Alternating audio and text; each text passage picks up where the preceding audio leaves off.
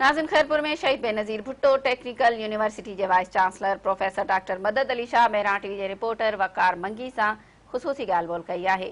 अचो तव्हांखे ॾेखारियूं। जी नाज़रीन, तालीम हिकिड़ो अहम ज़ेवर हूंदो आहे। चयो वेंदो आहे त जंहिं क़ौम खे तबाह करणो आहे त हुनजी तालीम तबाह कयो, छो त तालीम उहा शइ आहे जंहिंसां इंसान में शऊर पैदा थो थिए। अॼु असां मौजूदु आहियूं खैरपुर जी टेक्निकल शहीद मोहतरमा बेनज़ीर भुट्टो यूनिवर्सिटी में, जेका पहिरियों टेक्निकल कॉलेज हुई उन खां करे टेक्निकल यूनिवर्सिटी जो दर्जो ॾिनो वियो। हिन वक़्तु असां ॻाल्हि ॿोल कंदासीं प्रोफेसर डॉक्टर मदद अली शाह सां, जेको हितां जो वाइस चांसलर आहे। उन सां ॻाल्हि ॿोल कंदासीं त उन्हनि खे केतिरा हिन यूनिवर्सिटी में जेके दरपेश मसइला आहिनि। असांजी यूनिवर्सिटी जो जेको एक्ट आहे उहो 2016 जून में पास थियो ऐं 2016 अगस्त में मूंखे हिन यूनिवर्सिटीअ जो फर्स्ट ऐं फाउंडिंग वाइस चांसलर मुक़ररु कयो, पर मां एक्टिंग वाइस चांसलर हुउमि 2016 15 अगस्त ते। उन खां पोइ तक़रीबन 1.5 साल मूं वटि एक्टिंग वाइस चांसलर जी चार्ज हुई।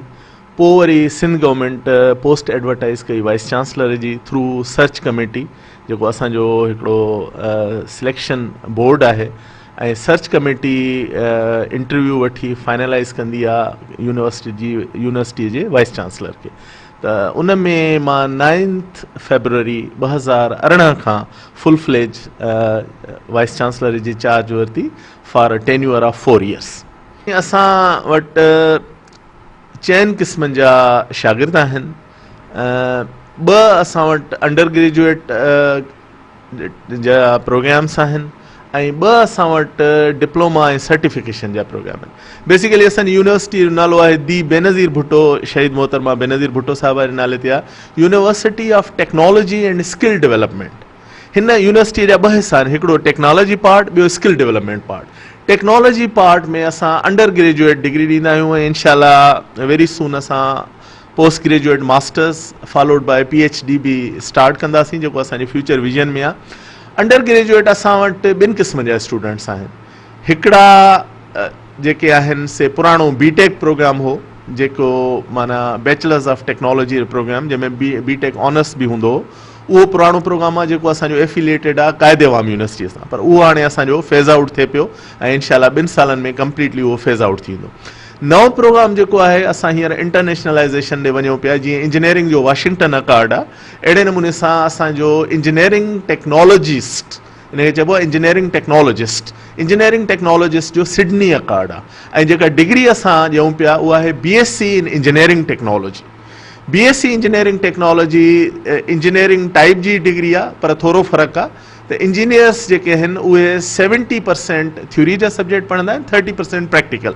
ऐं असां वटि जेको BSc इंजीनियरिंग टेक्नोलॉजी जेके टेक्नोलॉजिस्ट आहिनि उहे 70% प्रैक्टिकल शयुनि ते फोकस कंदा आहिनि ऐं 30% थ्योरी पढ़ंदा आहिनि।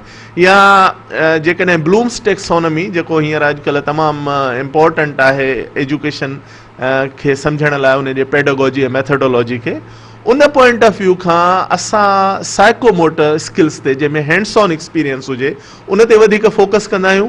ऐं जेके इंजीनियरिंग डिपार्टमेंट्स आहिनि उहे कॉग्नेटिव यानी दिमाग़ी स्किल्स ते वधीक फोकस कंदा आहिनि।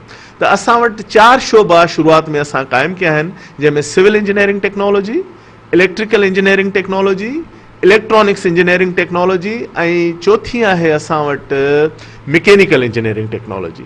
ऐं हाणे मुस्तक़बिल क़रीब में इंशाल्लाह असां कंप्यूटर इंजीनियरिंग टेक्नोलॉजी ऐं उन सां गॾु एनर्जी सिस्टम्स इंजीनियरिंग टेक्नोलॉजी खोलण जो प्रोग्राम आहे।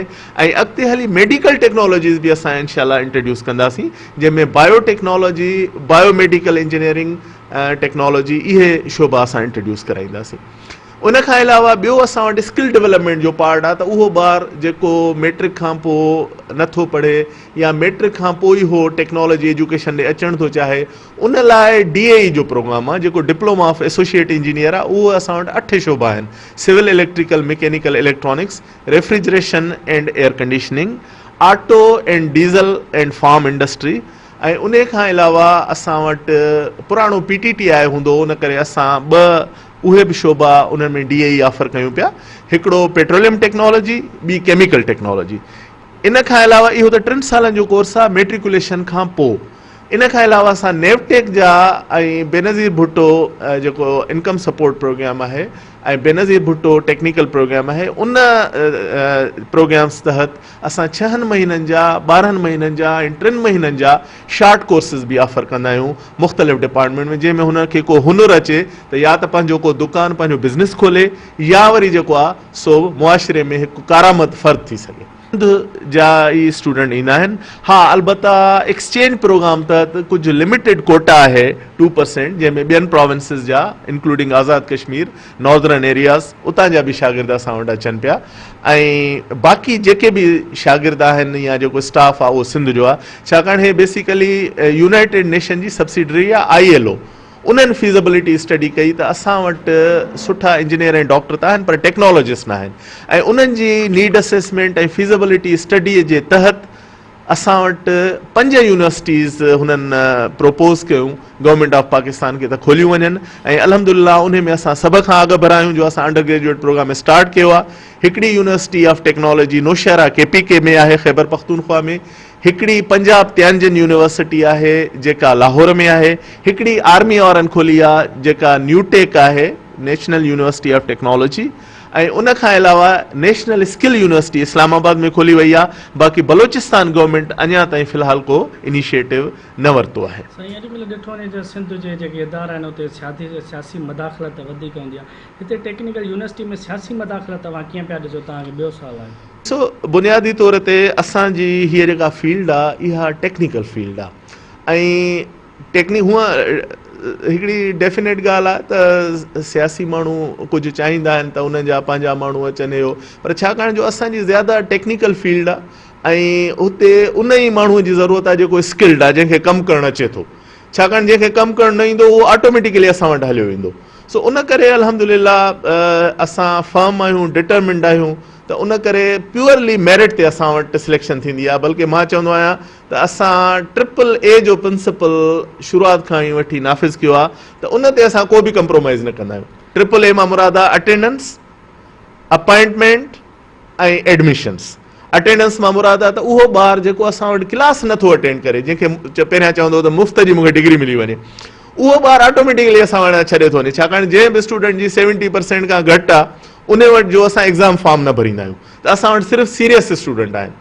ॿी अपॉइंटमेंट बि छाकाणि असांजी यूनिवर्सिटी टेक्निकल आहे, जंहिंखे मशीन ते कमु अचे, इलेक्ट्रिशियन जो कमु अचे, या जंहिंखे ॿियो ड्रिलिंग जो, रिफाइनरी जो, केबल जॉइंटिंग जो कमु अचे, उन करे टेक्निकल माण्हू ई हिते इंट्रस्ट वठनि पिया, त अपॉइंटमेंट बि अल्हम्दुलिल्लाह असां वटि 100% मेरिट ते आहे। ऐं टियों आहे एडमिशन बि असां एडमिशन पाण कंदा आहियूं।